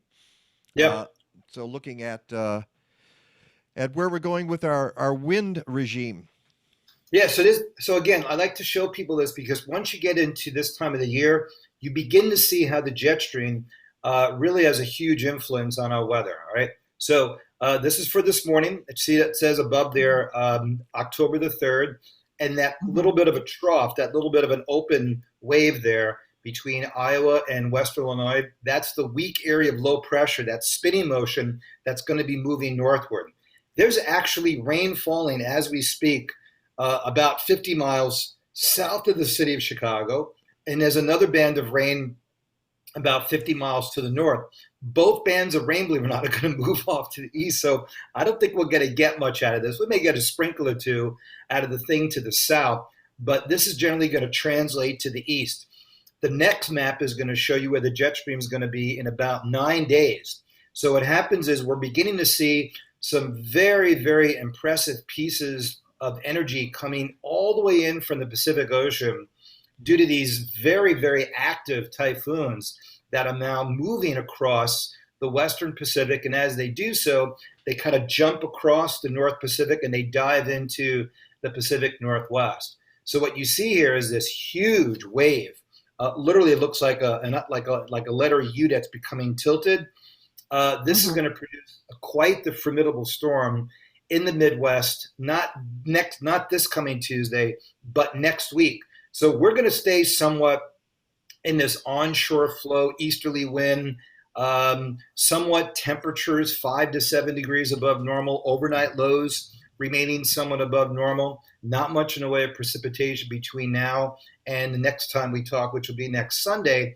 But following that, there's 2 significant areas of low pressure, which should move across the Midwest, and it looks like this one could be a significant rain producer, maybe for next Monday, Tuesday, and Wednesday, but it could also be somewhat in the way of severe weather as well. So as you can see, most of the precipitation is going to be out west with those next couple of waves that move through. That's great news for them. So even though this is above normal, they're probably only going to get about 25% of what they need. So when you look at, I think the next map should be the 8 to 14 day. It shows you how that area of above normal over Minnesota and Wisconsin, that's latched to that system that's coming through. But it does look like the Pacific Northwest gets a little active. Now, going back to what we were talking before about how Sam is a fish storm, we also had Typhoon Mindule, Mindulle, which actually went south of Japan, but that was a Category 4 hurricane as well, or I should say typhoon as well, and at one point was a Category 5. That did a tremendous amount of disruption to the supply chain. You know, lately we've had really some huge issues with the international supply chain. Which we were talking about earlier on the show too. Yeah, absolutely, Peg. And we saw that both with Mindule and probably with Sam, but not as much, because Sam was a little bit of a smaller storm. So again, one of these things that I was talking about with my students is that not only these hurricanes and typhoons disrupting the supply chain, which seems to be kind of on overdrive since the pandemic kind of slightly came to an end, but really didn't. But these storms are moving further north and also later in the year. So again, when you have even more ships across the Pacific and the Atlantic trying to get the world economy to back to where it was a year or two ago, and you're having these massive disruptions in container ships due to an increase in the size and the duration of typhoons and hurricanes, that's something that you have to consider. And a friend of mine, John Davis, who's now a meteorologist for DHL in Barcelona, Spain, I think I told you about this. He moved out there a couple of years ago, and Mike, you met him. He goes, dude, this is one of the biggest things that we're always considering is how the supply chain is being impacted by these larger than normal, slower than normal, further moving north than normal, later than active seasons normal on what has now become not a 2-lane or a 4-lane highway, but literally like an 8 and a 16-lane highway of container ships across both oceans, trying to satisfy the needs of people who want something delivered to their front door yesterday. And again, it's all part of trying to figure out how we're maintaining somewhat to be in step with the changing climate, or trying to stay within maybe 1 or 2 steps behind, but not 5 or 6. Yeah. I saw the overhead views of the ships in the Pacific Ocean trying to get into Los Angeles Harbor, and they're just stacked up. There's like 30. You can go to a great site. You can, and I can send this to you. We could talk about this next week. It's called marinetraffic.com. And then you can click on live map, and you can actually see where the ships are and where the ships aren't. And where they aren't is usually where there's a typhoon or a tropical storm. It's a live map of container ships worldwide. And when I show it to my kids, they go, holy smoke, you mean they can't get through that? I'm like, no, because those things are so stacked up and they only go about 25 knots. They're not very fast moving ships. And because they're so slow and you have to prepare literally 6 to 8 days in advance of a hurricane or a tropical storm moving, you have to do a lot of really good forecasting, sometimes a week to 10 days out. So that is where we're going with how our climate is impacting. And again, when you hear about people talking about climate change and climate variability, you got to talk about it, how it affects the bottom line, which is the economy. And then people will begin to listen. All right, let's take a look at a couple more maps here. The 6 to 10 day temperature outlook. I mean, it hasn't changed much from the last 2 weeks, which is generally above average and nothing in the way of any real cold weather.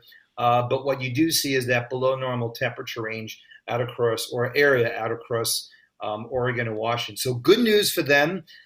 Good news for us here if you want to enjoy September weather in October. I know for me, I'm looking at a lot of these trees and they're probably about a week to 10 days ahead of schedule. And the good news, as long as it doesn't get too windy, these leaves are going to stay under trees for a long time. But yeah, bottom line though, you look at the ground and it looks like dust in some areas, doesn't it?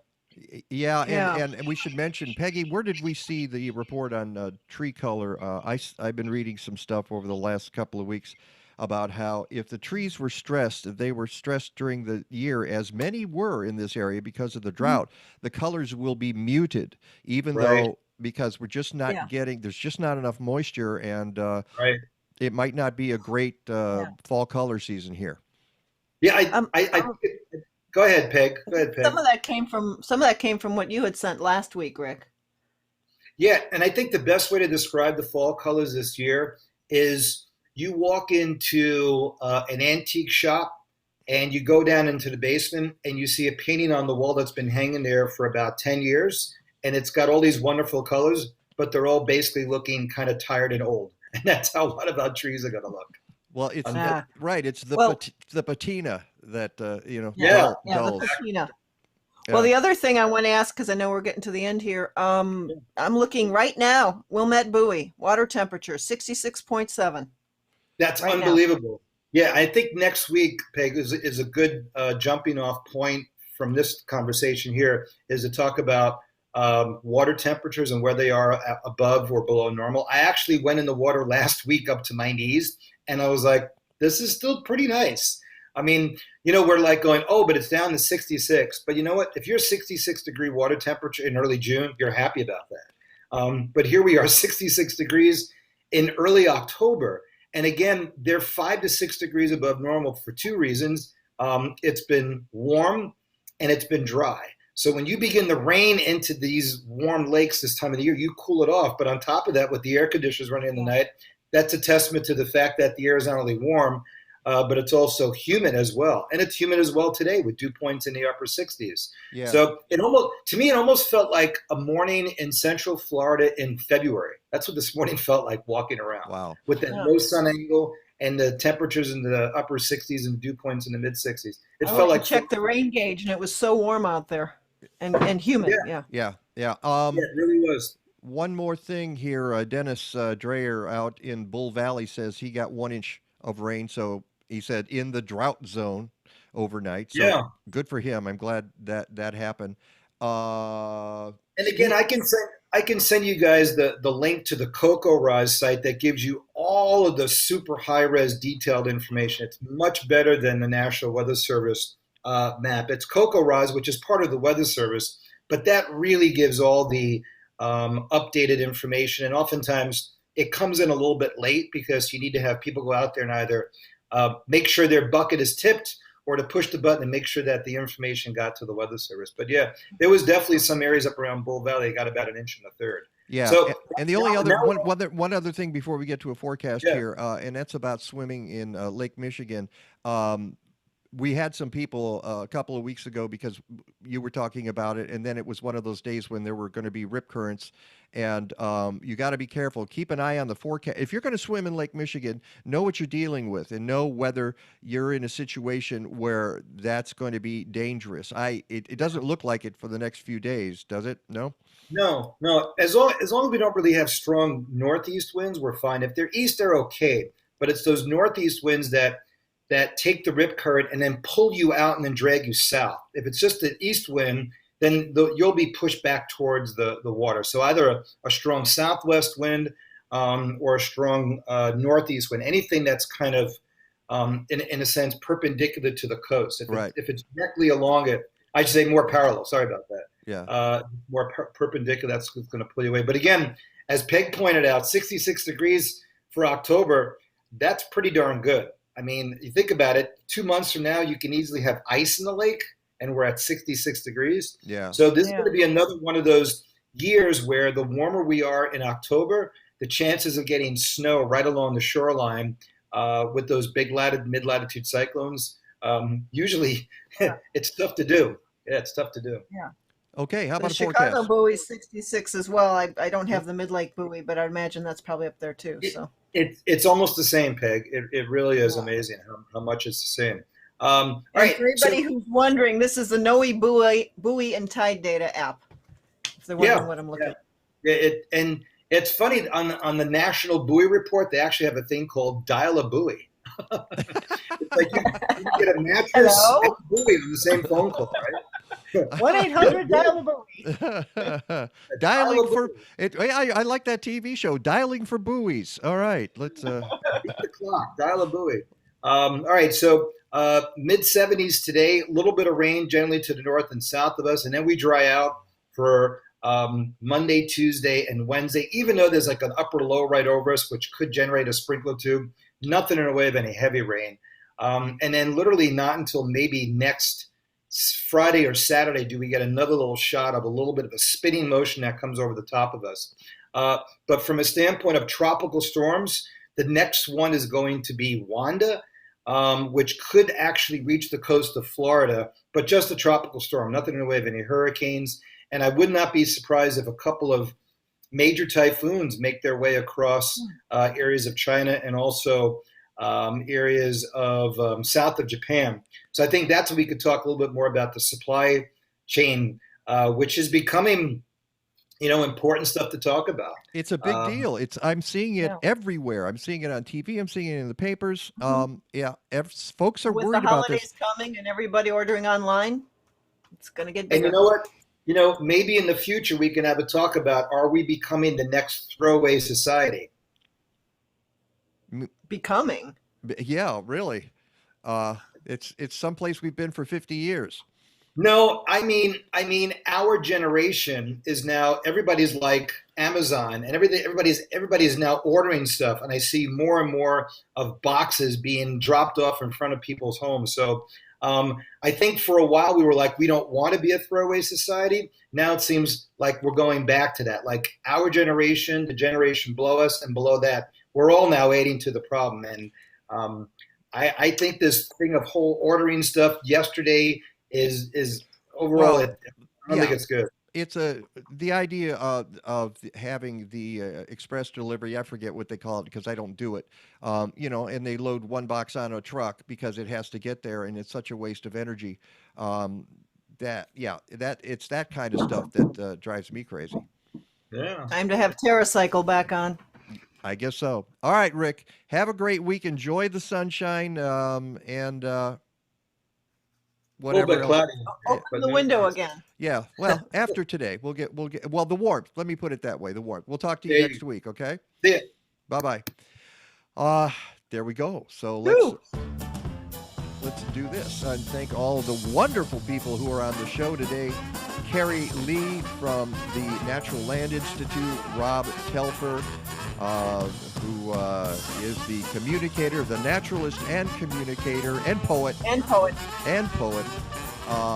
Bob Benenson from Local Food Forum. Go to localfoodforum.substack.com. Thanks to Kathleen. Thanks to our wonderful viewers. We really appreciate you watching us. Thanks to Legata and Basil. I think that's about it. So until next time, go green or go home. Stadler? Yeah, what? Is that it? Yes, it's over. How'd you like it? I don't know. I slept through the whole thing. Well, you didn't miss much.